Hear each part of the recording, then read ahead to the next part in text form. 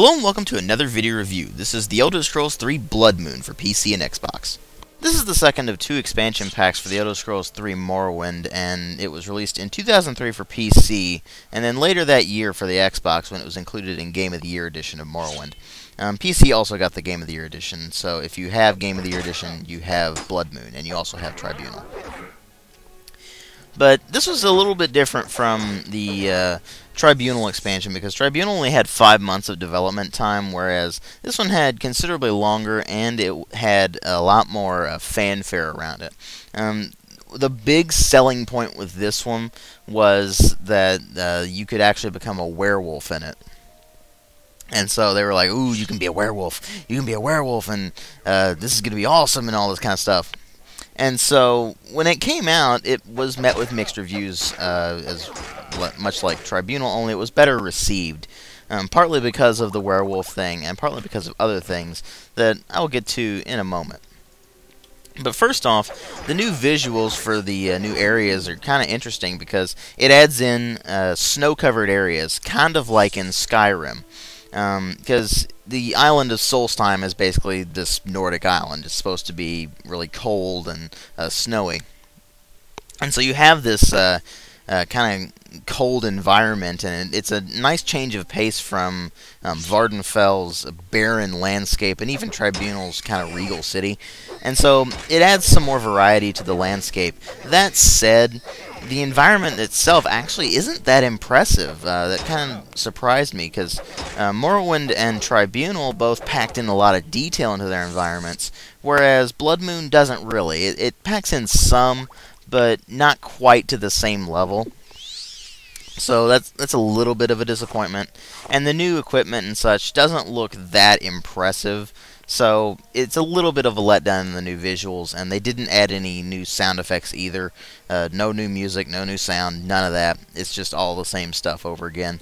So it was a little bit disappointing in the presentation overall. But the question becomes, is the new content worth getting this expansion if you don't already have it in the Game of the Year edition? Or if you have Game of the Year edition, is it worth playing through? Well, let's look at the storyline first, where you hear rumors about this island north of Vardenfell called Solstheim, which is basically as far north as you can go without getting into Skyrim. And the environment is a lot like Skyrim. It's a lot of forested, really cold, really snowy and icy areas. So it's very heavily inhabited by Nords, for instance. And so when you get there, you find out that the East Empire Trading Company is just kind of trying to assert control over the area and do their own thing, so you get involved with them. And eventually you will also get involved with the Nordic villagers, the Skald,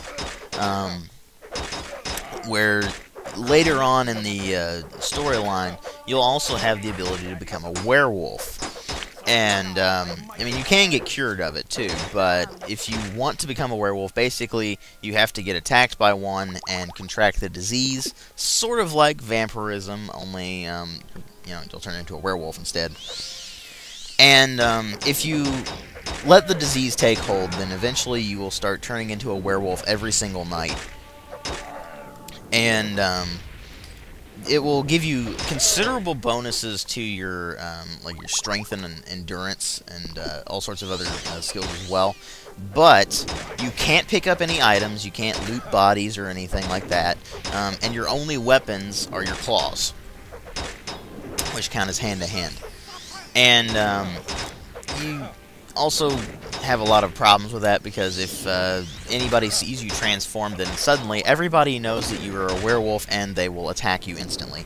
So whether you want to actually risk it or not is really up to you. Travel is very heavily restricted, and interactions are as well. But you do get a considerable stat bonus and such. Really handy stuff that goes along with becoming a werewolf. It's just not that... it kind of balances out with that... sort of like vampirism with the problems.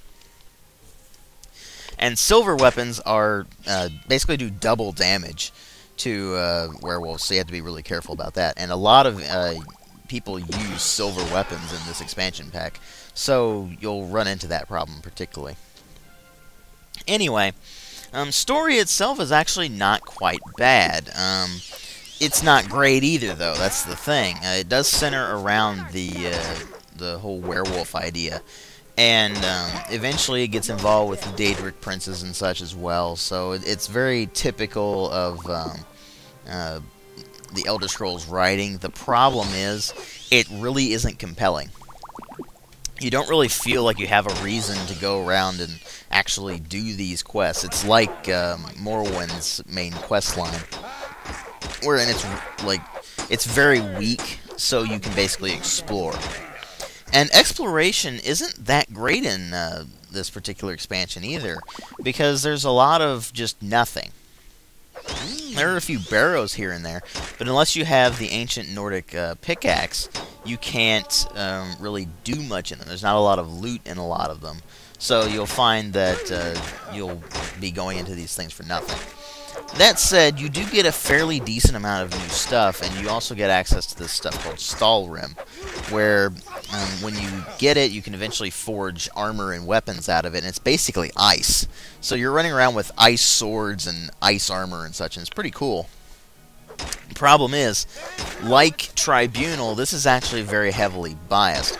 It gives you a lot of swords and a lot of axes, and it gives you 2 suits of medium armor, and 1 heavy armor. And that's kind of it. It really doesn't do much else. It's basically catering towards the berserker kind of character more than anything else. But at least you get a suit of heavy armor that actually lets you wear it, as opposed to getting attacked on sight by all the Ordinators. Yes, I'm looking at you, Tribunal. Anyway, it is a little bit more balanced out than Tribunal was. It is a higher level